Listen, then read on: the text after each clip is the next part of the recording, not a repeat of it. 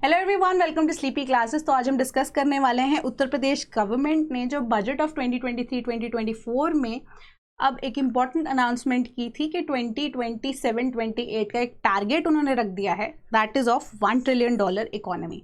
And उसी plan को आज हम डिस्कस करने वाले हैं। फाइनली अब प्लान जो है वो लंबा है, बहुत बड़ा प्लान है, सिंस इससे बड़ा बजट अब तक उत्तर प्रदेश गवर्नमेंट ने आज तक कभी भी अनाउंस नहीं किया जो इस साल किया, राइट। तो एक important question UP PCS mains के पॉइंट ऑफ व्यू से, तो आज हम डिस्कस करेंगे ये प्लान क्या कह रहा है, क्या चीज़ें कैसे काम करेंगी, कौन से की फैक्टर्स हैं जिनके ऊपर ये फोकस करने वाला है, एंड फाइनली गवर्नमेंट कैसे सबको मॉनिटर कर रही है, एंड ये टारगेट डिफिकल्ट है बट कैसे अचीव किया जाएगा गवर्नमेंट के थ्रू, उसके बारे में थोड़ा सा यहाँ पे डिस्कस करेंगे कि क्या ये चीज़ हमें प्रोवाइड कर रही है लेटर ऑन। अब हम देखते हैं कि जो कोई भी प्लान होता है आपके दिमाग में, राइट, उस प्लान को एग्जीक्यूट करने के पीछे कोई ना कोई गोल होता है।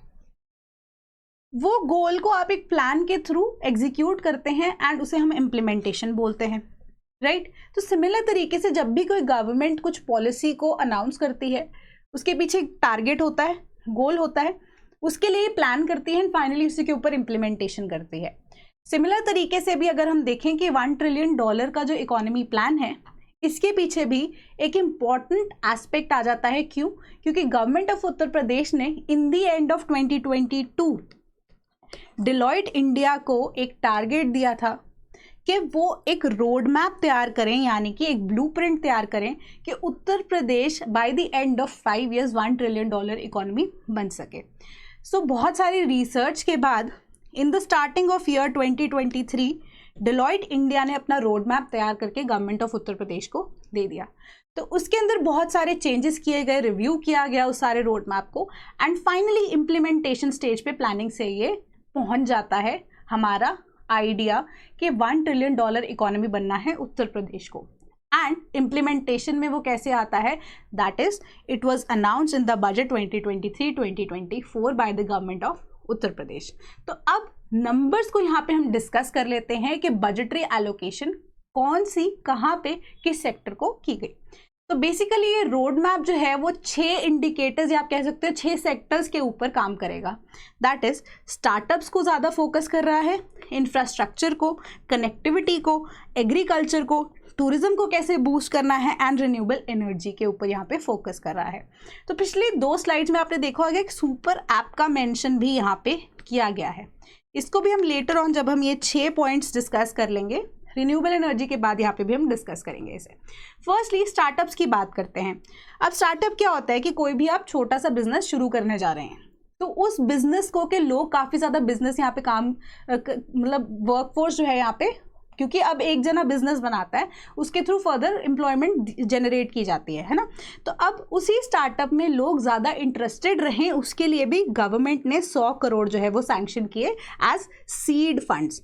तो अब सीड फंड्स क्या होते हैं कि एक बेसिक कैपिटल जो रिक्वायर्ड रहती है कि स्टार्टअप्स को शुरू किया जाए, या फंडिंग जिसको हम कहते हैं, वो यहाँ पे गवर्नमेंट ऑफ उत्तर प्रदेश ने सैंक्शन की, दैट इज 100 करोड़ रुपए कि स्टार्टअप्स को एनकरेज किया जाएगा हर उस फील्ड में जो कि इंपॉर्टेंट रहेगी in the GDP of Uttar Pradesh for the next 5 years and the years to come. That is tourism जो कि इंपॉर्टेंट फैक्टर है, health care, education, agriculture and energy, इन सब के लिए स्टार्टअप्स को प्रमोट किया जाना है। देन 60 करोड़ जो हैं एलोकेट किए गए हैं to the information technology and startup policy of Uttar Pradesh. After that infrastructure के डेवलपमेंट की बात करते हैं। तो बेसिकली जब हम कोई भी अब बिजनेस स्टार्ट कर रहे होते हैं या कोई भी अब प्लान होता है, उसके लिए हमें चाहिए होती है कैपिटल तो अब हमें स्टार्टअप फंड्स के थ्रू हो जाएगी, मिल जाएगी, ठीक है। अब हमारे पास क्या होगा, लेबर की अवेलेबिलिटी हमें चाहिए होती है ना। तो लेबर तो यहाँ पे हमारे पास उत्तर प्रदेश में रेडिली अवेलेबल है। क्यों? क्योंकि 55% of the population of Uttar प्रदेश इतनी यंग है कि वो काम कर सकती है, राइट। तो लेबर भी हो गई हमारे पास। तो अब जब हम काम शुरू भी कर देते हैं तो अब एक यहाँ पे इम्पॉर्टेंट जो है इंफ्रास्ट्रक्चर का पॉइंट आता है ना, कि अब इंफ्रास्ट्रक्चर वैसे जब होगा ही नहीं तो हमारी स्टार्टअप्स कैसे होंगे, राइट। अब इंफ्रास्ट्रक्चर के अंदर अंदर हमारे पास सिर्फ बिल्डिंग्स नहीं होती हैं, हमारे पास रोड्स की कनेक्टिविटी की भी यहाँ पे बात हो रही होती है, क्योंकि ट्रांसपोर्टेशन कॉस्ट को भी हमने फर्दर कम करना होता है। देन इसी हिसाब से अगर हम देखें रोड्स की कंस्ट्रक्शन, ब्रिजेस की मेंटेनेंस, इन सभी के लिए भी गवर्नमेंट ऑफ उत्तर प्रदेश ने इस साल के बजट में अब पैसा जो है वो दिया है। दैट इज 55,000 करोड़ के एलोकेशन टू इंफ्रास्ट्रक्चरल प्रोजेक्ट्स, जिसमें एक्सप्रेसवेज, रोड्स और मेट्रोज को अब बनाया जाएगा। देन 30,000 करोड़ की कंस्ट्रक्शन होगी एंड साथ ही साथ मेंटेनेंस होगी of the bridges and roads. 3,000 crore रुपए investment of chief ministers urban expansion and new city promotion scheme के लिए। अब इंफ्रास्ट्रक्चर की डेवलपमेंट भी हो गई, बेटर रोड कनेक्टिविटी भी हो गई। इसके अलावा हम देखते हैं कि जीडीपी के अंदर अब टूरिज्म सेक्टर जो है वो भी इम्पॉर्टेंट है। इतने सारे लोग हैं, अब माइग्रेशन का टॉपिक भी हम जनरली पढ़ते हैं, तो वो कनेक्टिविटी अब बेटर हम मेट्रो के थ्रू कर सकते हैं, पब्लिक ट्रांसपोर्ट के थ्रू भी कर सकते हैं। कानपुर मेट्रो और आगरा की मेट्रो के लिए 585 करोड़ एंड 465 करोड़ वो भी सैंक्शन किए गए। 1300 करोड़ जो बजट है एलोकेशन की गई किसको, regional rapid transit system project के लिए, जो कि दिल्ली, गाजियाबाद और मीरठ का एक कॉरिडोर होगा, यानी कि दिल्ली से गाजियाबाद और मीरठ को ये कनेक्ट करेगा। आफ्टर दैट 235 करोड़ जो कि एक इनिशियल फेज अभी है मेट्रो का, सैंक्शन कर दिया गया है 235 करोड़ रुपीस झांसी एंड चित्रकूट के लिए। आफ्टर दैट अब एग्रीकल्चर एक मेजर सेक्टर इंडिया की इकोनॉमी को जब हम देखें, क्योंकि मैक्सिमम पॉपुलेशन इंडिया की एग्रीकल्चर सेक्टर के साथ इन्वॉल्व है, बट उसकी आउटपुट इतनी नहीं है, राइट। तो एग्रीकल्चर को बूस्ट करने के लिए है यहाँ पे इंपॉर्टेंट फैक्टर यहीं पे यही है कि जो इलेक्ट्रिसिटी बिल है प्राइवेट ट्यूबवेल कंज्यूमर्स के लिए 2022-23 के बजट के अकॉर्डिंगली वहाँ पे 50% सब्सिडी दी जाती थी, बट इस साल उसे 100% कर दिया गया। आफ्टर दैट 20 करोड़ जो हैं वो एग्रीकल्चर एक्सेलरेटर फंड यानी कि agri tech startup incubation centres को फर्दर दे दिया गया, स्टार्टअप्स के लिए भी और एग्रीकल्चर में प्रोडक्शन को कैसे बढ़ाया जा सके विद द मिनिमम एफर्ट, उस चीज़ के ऊपर भी यहाँ पे फोकस किया गया है एंड बजट उसे एलोकेट किया गया है। देन टूरिज्म जो है important factor with respect to Uttar Pradesh, क्योंकि लोगों की अब आस्थाएं जुड़ी हुई हैं। आफ्टर दैट अगर हम देखें मॉन्यूमेंटल यहाँ पे यानी कि हिस्टोरिकल एस्पेक्ट भी बहुत ज़्यादा है, ठीक है। सो सिमिलर तरीके से आप देखेंगे कि ब्यूटिफिकेशन का एंड टूरिज्म डेवलपमेंट का काम किया जा रहा है एंड ये स्टार्ट किया गया था विद ताजमहल। अगर आप देखें 6-7 महीने पहले न्यूज़पेपर उठा के देखेंगे तो ताजमहल के ब्यूटिफिकेशन का काम चल रहा था कि वहाँ पे आप कैसे, क्योंकि अब मार्बल का बना है, राइट, तो वहाँ पे व्हीकल्स का आना जाना कैसे रिड्यूस किया जा सके, आसपास की मार्केट्स हैं उनको कैसे ब्यूटीफाई किया जा सके, टूरिस्ट उसका एस्पेक्ट क्या है उसे और भी ज़्यादा बेटर किया जा सके। सिमिलर तरीके से अयोध्या में राम मंदिर अब फर्दर बनना शुरू हुआ तो उसकी ब्यूटिफिकेशन के ऊपर अयोध्या की काम किया जा रहा है। फर्दर वाराणसी की बात करें, बनारस एक बहुत बड़ा स्पिरिचुअल हब है, ओल्डेस्ट सिटी अगर हम कहें बात करें इंडिया की। देन प्रयागराज का भी अपना रिलीजियस इंपॉर्टेंस है। सो इसकी ब्यूटिफिकेशन के ऊपर कितनी क्लेanलीनेस है उसके ऊपर काम किया जा रहा है। नमामि गंगे प्रोजेक्ट जो है वो सेंट्रल गवर्नमेंट का, सिमिलर तरीके से गंगा को साफ रखने के लिए, इनलैंड वाटरवेज के लिए भी अब गंगा भी यूज होती है, राइट। सो अब इसी तरीके से इनकी ब्यूटिफिकेशन ताकि फुटफॉल बढ़े, बिजनेस भी बढ़ सके, इसीलिए काम किया जा रहा है। देन स्पिरिचुअल सर्किट्स को भी मनाया जा रहा है, यानी कि गोरखपुर, देवीपतन, जेवर से लेके दादरी, नोएडा, खुर्जा एंड गोवर्धन को भी प्रपोज किया गया है कि ये एरियाज को आपस में कनेक्ट किया जाएगा थ्रू अ सर्किट। अब रिसेंटली एक शॉर्ट वीडियो में मैंने आपको बताया था कि हेरिटेज आर्क की बात की जा रही है। हेरिटेज आर्क जो है अब वो जो है बेसिकली अगर हम देखें टूरिस्ट सर्किट है, तो सिमिलर तरीके से यानी कि अब वो 3 सिटीज को आपस में जोड़ रहा था, राइट। तो सिमिलर तरीके से ये एक रिलीजियस सर्किट है, रिलीजियस कॉरिडोर है जो कि आपस में रिलीजियस प्लेसेस या प्लेसेस ऑफ रिलीजियस इंपॉर्टेंस को जोड़ेगा। देन एक नाइट सफारी, क्योंकि अब यहाँ पे स्पिरिचुअल के साथ साथ हम देखिए दूसरे एस्पेक्ट भी जुड़ जाते हैं टूरिज्म के लिए, राइट। तो नाइट सफारी को भी सेटअप किया गया है कुकरेल अब लखनऊ के अंदर, उसके लिए भी 50 करोड़ का आउटले बजट में दे दिया गया। देन धर्मार्थ मार्ग जो है उसे भी प्रपोज किया गया है, उसके लिए भी 1000 करोड़ का जो बजट है वो दे दिया गया। देन रिन्यूएबल एनर्जी की बात कर रहे हैं तो नोएडा में अब क्योंकि इंडस्ट्रियल हब है, IT हब है, राइट, अब ईज ऑफ डूइंग बिजनेस की बात आती है यहाँ पे, ठीक है।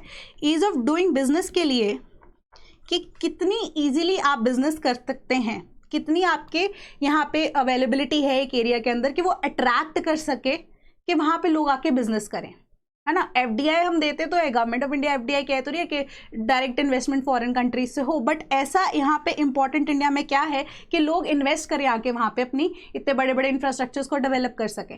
One of the major reason कि यहाँ पे चीप लेबर है, राइट। सो सिमिलर तरीके से यहाँ पे ईज ऑफ डूइंग बिजनेस के ऊपर भी फोकस कर रही है government of Uttar Pradesh. And जो नोएडा है एक IT हब है, उसको सोलर सिटी के साथ साथ हम कन्वर्ट करेंगे कि सोलर एनर्जी यानी कि क्लीन एनर्जी के ऊपर, रिन्यूएबल एनर्जी के ऊपर ये फोकस करें। सिमिलरली बुंदेलखंड को हब ऑफ ग्रीन एनर्जी यहाँ पे बना दिया जाएगा। लेटर ऑन अयोध्या जो है उसे प्रपोज किया गया है as model solar city, therefore इसके लिए 15.75 करोड़ को एलोकेट कर दिया गया है। तो यहाँ पे ही अब डेलॉयट द्वारा प्रॉमिस की गई एक सुपर ऐप, वो बेसिकली क्या काम करेगी। अब यही आइडिया है गवर्नमेंट ऑफ उत्तर प्रदेश का कि लखनऊ को एक AI सिटी बनाएंगे, कंप्लीटली AI सिटी बनाएंगे जो कि आर्टिफिशियल इंटेलिजेंस से काम करेगी, और वो होगा थ्रू द सुपर ऐप जो कि डेलॉयट प्रोवाइड करेगी।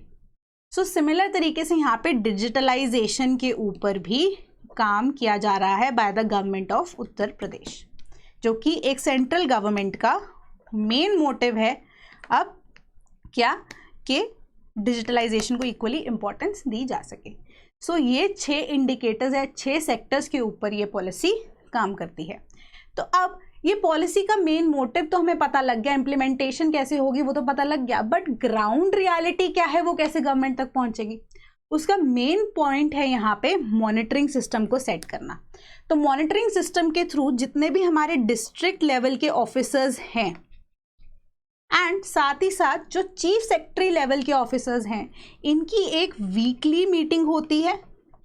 वीकली मीटिंग में वो जितना भी अब ग्राउंड वर्क में काम चल रहा है उसकी रिपोर्ट करते हैं to the required planning committee, right. After that various programmes जो हैं साइड बाय साइड इस ग्राउंड वर्क को देखते हुए लॉन्च किए जा रहे हैं। वन ऑफ देम बीइंग बहुत फेमस है, 1 district 1 product. After that 1 district 1 wetland की बात भी की जा रही है। हम देख रहे हैं कि अब टूरिज्म सेक्टर में वाराणसी का जो स्टेडियम है रिसेंटली 3-4 दिन पहले वो लॉन्च किया गया है, वो टूरिस्ट फुटफॉल बढ़ाने के लिए ही है, GDP बेटर हो सके उत्तर प्रदेश की उसके लिए है। आफ्टर दैट अगर हम देखते हैं सर्वेज भी कंडक्ट कराए जाएंगे या करवाए जा रहे होंगे। इसके लिए रिस्पॉन्सिबल कौन है, गिरी इंस्टीट्यूट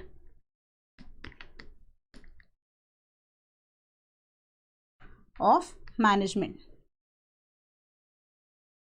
स्टडीज।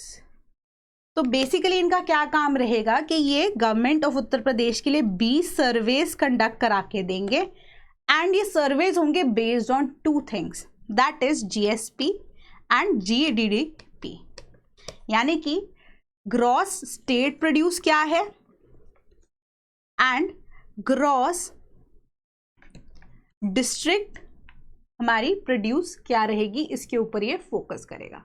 दैट इज कि अब जो ये 2 की एरियाज को ध्यान में रखते हुए जो गिरी इंस्टीट्यूट है वो सर्विस कंडक्ट कराएगा in the field of health, then socio economic conditions क्या है of women in Uttar Pradesh.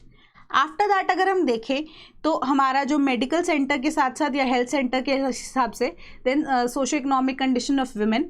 After that we have seen कि जो हमारी ये एक स्पेशल रिसर्च जो कंडक्ट की जाएगी गिरी इंस्टीट्यूट के द्वारा वो होगी with respect to the uniqueness of any kind of product. For example यहाँ पे हम कीवी की बात कर लेते हैं, ठीक है, कि कीवी जो प्रोडक्ट है वो इंटरनेशनल मार्केट में कैसे इम्पॉर्टेंट है, उसका क्या प्राइस है एंड उत्तर प्रदेश का जो यहाँ पे योगदान उसके लिए कैसे हो सकता है। And this is in relation to 1 district 1 product के। अब अगर कीवी जो है एक स्पेशल डिस्ट्रिक्ट से उग सकती है with respect to Uttar Pradesh, तो वहाँ पे उसको GI आइडेंटिफिकेशन देकर इंटरनेशनल लेवल पर रिकग्निशन देने के बाद वहाँ पे बिजनेस जो है किया जा सकता है इन अ बेटर वे, GDP में या GSP में वो कंट्रीब्यूट करेगा। So that is an important factor with respect to the surveys जो कंडक्ट कराए जाएंगे, ठीक है। इसके अलावा सर्वेज जो है मिल्क इंडस्ट्री या मिल्क प्रोडक्शन को लेकर भी होंगे, ठीक है, कि होटल्स जो हैं एंड टूरिज्म जो है वो कैसे यहाँ पे काम कर रहा है उसका क्या सर्वे में रिपोर्ट आ रही है, वो सब government of Uttar Pradesh time to time यहाँ पे कलेक्ट करती रहेगी। सो ओवरऑल अगर हम देखें तो क्वार्टरली बेसिस पे एक रिपोर्ट बनकर जाएगी टू द प्लानिंग कमेटी, जो फर्दर इसके बेसिस पे क्या चेंजेस करने हैं, क्या नए स्कीम्स को लॉन्च करना है, उसके ऊपर काम करेगी। So this is the whole process कि हमारा जो $1 ट्रिलियन इकोनॉमी प्लान है उत्तर प्रदेश का, वो काम करने वाला है। सो कंक्लूडिंग द वीडियो, यहाँ पे हमें यही चीज़ ध्यान में रखने की ज़रूरत है कि टू द गवर्नमेंट अगर उसे अचीव करना है ये टारगेट, तो 32% राइज चाहिए in the GDP of Uttar प्रदेश, ताकि ये $1 ट्रिलियन इकोनॉमी का प्लान सक्सेसफुल हो सके। बट स्टिल एक गुड स्टार्ट है from the government of Uttar प्रदेश। किसी पोजीशन पे पहुंचना कोई पोजीशन पे ना पहुंचने से स्टिल बेटर है, right. A long way to go, क्योंकि इसी साल ये लॉन्च किया गया है, बहुत सारे इनिशिएटिव्स भी लिए गए हैं, सब स्कीम्स को भी लॉन्च किया गया है। इन्हीं ओवरऑल अगर हम देखें 6 सेक्टर्स के ऊपर फोकस करते हुए भी, ताकि फर्दर जो है GDP राइज कर सके उत्तर प्रदेश की, एंड $1 ट्रिलियन इकोनॉमी का जो प्लान है वो फाइनली सक्सेसफुल हो सके। सो आज के लिए इतना ही। Thank you so much.